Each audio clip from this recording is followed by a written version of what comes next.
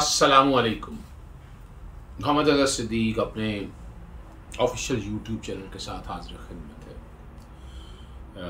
Election commission के हवाले से किरदार आप लोगों के सामने आ चुका है कि इलेक्शन कमीशन अपनी आईनी और कानूनी जिम्मेदारियां पूरी करने में नाकाम नज़र आ रहा है। ना कोशिश की हैं, ना एफर्ट्स किए हैं, ना निगरानी का मैकेनिज़्म, ना कोई ऐसा तरीक़ाकार वज़ा कर चुके हैं। चैनल सब्सक्राइब आप करते रहें और बेल आइकॉन जब आप क्लिक कर देंगे तो आप तक वीलॉग लेटेस्ट आ जाएगी। बातें करने को बहुत सी होती हैं। ताज़ा तरीन खबर फैसल वाडा साहब की आपने सुन ली है कि उन्होंने इस्तीफ़ा जमा करा दिया है स्पीकर नेशनल असम्बली को, और वो सेनेट के उम्मीदवार हैं, आज इलेक्शन लड़ रहे हैं। और ये चूँकि आज तो इस्तीफ़ा देना ही था सेनेट का, इलेक्शन लड़ने के हवाले से उन्होंने वो एक अलग बात है, 2 सीटें नहीं रख सकते। वो आईनी तौर पर, कानूनी तौर पर क्या हो सकता है वो किसी एक खबर में बताएंगे। इस्लामाबाद हाई कोर्ट में मामला था और वहाँ पर फॉल्स डेक्लेरेशन के हवाले से मामला था, जो कि फॉल्स डेक्लेरेशन ड्यूल नेशनलिटी के हवाले से एम्बिग्यूटी है इसके अंदर कि नॉमिनेशन पेपर पे हैं या बाद में हैं। तो मैं नहीं समझता कि फैसल वाडा साहब के हवाले से इस्लामाबाद से कोई तलवार लटकेगी। उन्होंने इस्तीफ़ा दे दिया। को वारंटो में यही एक इशू है कि को वारंटो जब इस्तीफ़ा दे दें तो काम ख़त्म हो जाता है। यहाँ ये आप लोगों के सामने पोजीशन है। अभी आपके सामने बात जो रखने वाली है कि इलेक्शन कमीशन जो 6 फरवरी को खत लिखा था अभी भी सोया हुआ है। सुप्रीम कोर्ट के फैसले पे अमल दरामद के हवाले से साफ इनकार कर दिया। उन्होंने कह दिया कि कमेटी बना दी और आज जो इलेक्शन हो रहे हैं वो पुराने तरीक़ाकार के मुताबिक हो रहे हैं। तो सारी एफर्ट्स वो सारी ज़ाया होगी। सुप्रीम कोर्ट के 5 फादर जजेस जो बैठ के 4 जनवरी से लेकर सारी समातें की, वो सारी भी एक तरफ रख दिया और इलेक्शन कमीशन बड़े आराम से दफ्तर में बैठ के बाबुओं की तरह ये काम सारा साइड पर रख दिया उन्होंने। और ये तौहीन अदालत है और कल बाकायदा तौहीन अदालत की कार्रवाई करने के हवाले से मैंने उनको नोटिस जारी कर दिया था कि मैं इरादा रखता हूँ तौहीन अदालत की कार्रवाई करने के कॉन्टेक्स्ट में। कल ही आपने देखा कि अली रज़ा गिलानी, यूसुफ गिलानी के बेटे की एक वीडियो आप लोगों के सामने आ गई। अब वो वीडियो बड़ी क्लियर है, उसमें कोई डाउट्स तो है नहीं। मैं नहीं समझता कि उसके अंदर डाउट्स हैं। उनमें वोटों को ज़ाया करने का, ख़रीदो फरोख्त का, सारी चीज़ें सामने आ गई। 2 सवाल पैदा होते हैं, क्या ये जुर्म है? बिल्कुल ये जुर्म है, इसमें कोई शक नहीं है। और अगर कल यूसुफ रज़ा गिलानी साहब इलेक्शन जीत जाते हैं तो फिर उनका election section 9 of the election act 2017 मैंने बैकग्राउंड के पक्का है, ये वही सेक्शन 9 है जिसका जिक्र आपने डस्का के इलेक्शन में सुना। कि इलेक्शन कमीशन को इख्तियार है कि पूरे का पूरा इलेक्शन जो है ना रीपोल यानी इलेक्शन डिवॉइड डिक्लेयर कर दिया और रीपोल हो जाए। तो अगर तो यूसुफ रज़ा गिलानी सीटें ज़्यादा ले जाते हैं और वो मुंतखब हो जाते हैं, यानी मिसाल वोट ज़्यादा ले जाते हैं और मुंतखब हो जाते हैं, तो ये बड़ा क्लियर कट केस है। जहाँ फौजदारी केस है वहाँ ये इलेक्शन को वॉइड डिक्लेयर करने के हवाले से भी है। मैंने कल जो ख़त लिखा था वो बैकग्राउंड पे ख़त पूरा साथ चलेगा, आप पूरा ख़त वो देखेंगे इस वीडियो के, इस वीलॉग के बैक पे या मैंने कहा है कि पूरा का पूरा वीलॉग पे वो ख़त आप चलाएं जो जिसमें मैंने मुख्तलिफ प्रोविजंस का और ये भी क्लैरिटी की है कि सुप्रीम कोर्ट का ये ओपिनियन ये खाली एक राय नहीं है जो आप समझे एक राय दे दिया तो कोई पाबंदी नहीं करनी है। इसकी वैल्यू है एक जजमेंट की तर्ज के ऊपर, और ये एक जजमेंट है।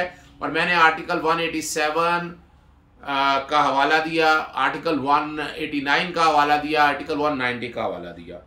दूसरी बात जो आप लोगों के सामने करनी है कि इलेक्शन एक्ट 2017 आम आदमी को भी समझना चाहिए, वो भी बैकग्राउंड पे कहा 167 जो है वो करप्ट प्रैक्टिस को डिफाइन करता है। ये ब्राइबरी के हवाले से ये सारी चीज़ों को सामने रखकर और जो कुछ भी करना है आप बड़ा क्लियरली उसका बी क्लॉज भी है, persuade any person to vote और refrain from voting for any candidate on the ground that he belongs to a particular, ये बड़ी प्रोविंस, कम्युनिटी, रेस, और ये बड़ा वाज़े तौर पर ये भी आपके सामने आ गई है।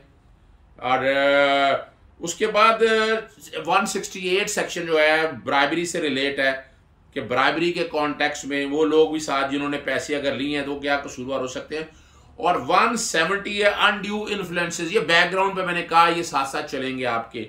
और उसको अगर देख लें, अनडू इन्फ्लुएंसेस कलील रज़ा गिलानी और यूसुफ रज़ा गिलानी बराबर के कसूरवार है। मैं समझ रहा हूँ इंक्वायरी और इन्वेस्टिगेशन हो तो बड़ी चीज़ क्लियर आ जाएगी। अगर आप ये सारा काम करते हैं तो इसकी सज़ा कानून ने दी हुई है 174 ने। करप्ट प्रैक्टिसेस के हवाले से 3 साल की सज़ा है या 1 लाख रुपए तक जुर्माना है, और या दोनों हो सकते हैं। और ये आप देख चुके हैं, इसमें कोई प्रॉब्लम नहीं है, कोई इशू नहीं है। I don't think so there is any issue in it. आप बड़ी आसानी से चीज़ों को क्लैरिटी के साथ देख सकते हैं। और इस पर इलेक्शन कमीशन को फौरी हरकत में आना चाहिए था। इलेक्शन कमीशन को फौरी पर्चा दर्ज करना चाहिए था। अली रज़ा गिलानी इसमें गिरफ्तार भी हो सकते हैं। सज़ा आपके सामने मैंने पड़ी हुई है।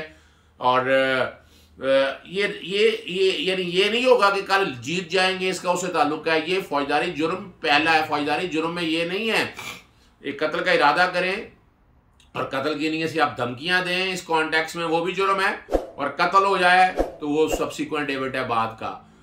आपकी नीयत बड़ी क्लैरिटी के साथ सामने आ गई कि आपके एक्शंस सारे बड़े क्लैरिटी के साथ आगे। 2 राय इसमें अपनी जगह पर मौजूद है, लेकिन मेरी ज़ाती राय के मुताबिक इस पर मुकदमा बनता है और इलेक्शन कमीशन पर मुकदमा दर्ज करना चाहिए। और जो मैंने नोटिस दिया है उसके आप आखिरी पैराज अगर आप देखेंगे और प्रेयर देखेंगे, मैंने उसके उसी नोटिस के अंदर मैंने एक्शन लेने का भी कहा। इससे कबल मैं 4 लेटर लिख चुका हूँ। एक तो करप्शन और करप्ट प्रैक्टिसेस की हाई पावर्ड कमेटी के हवाले से, इलेक्शन के हवाले से।